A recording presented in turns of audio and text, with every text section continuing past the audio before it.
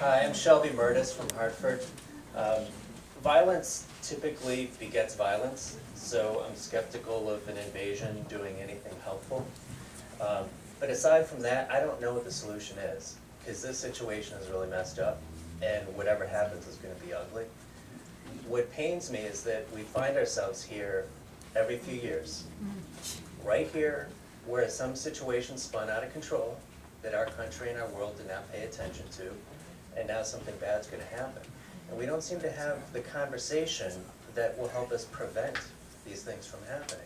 So I'd like, as we go through all this debate, keep a part of this on what could we have done last year, 2 years ago, 5 years ago, that would have been a lot easier, more successful, and work out much better than what's about to happen.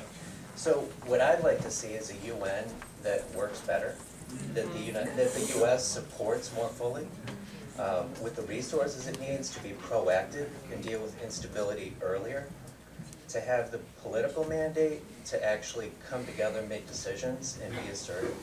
So what I'd love for you to pass on to President Obama is ask if he would convene a global summit about how do we have the structures in place that are going to deal with these situations better, so that we don't have a Russia or a China or some country blocking progress.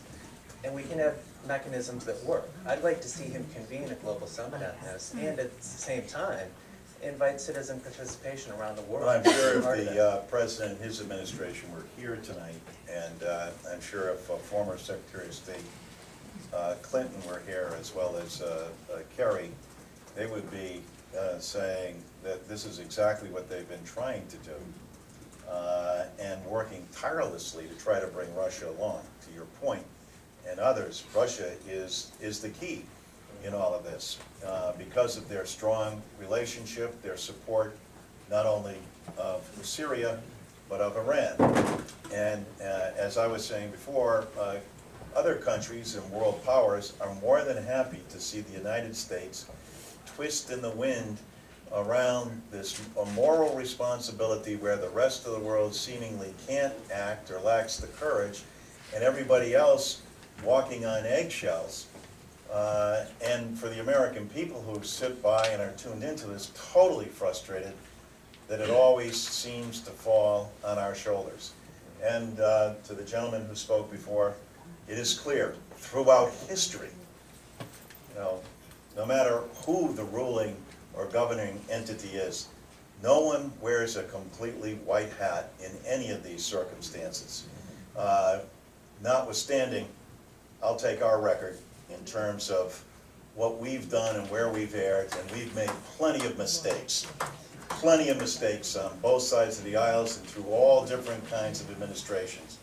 And I think we continue to make progress in a democracy, and the way you make progress is when citizens like you come out and express concerns like this. That's what progress is. It isn't really what happens in Washington, D.C., and I hope I'm clear about this, that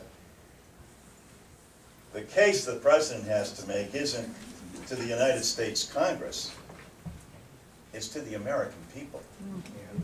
And what the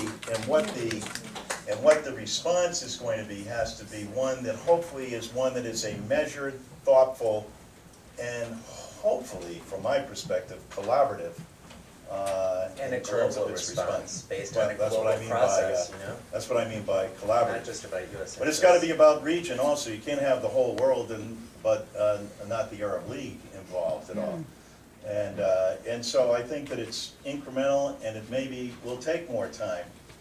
But I do believe that that's the process that we have to go through. Yes, ma'am.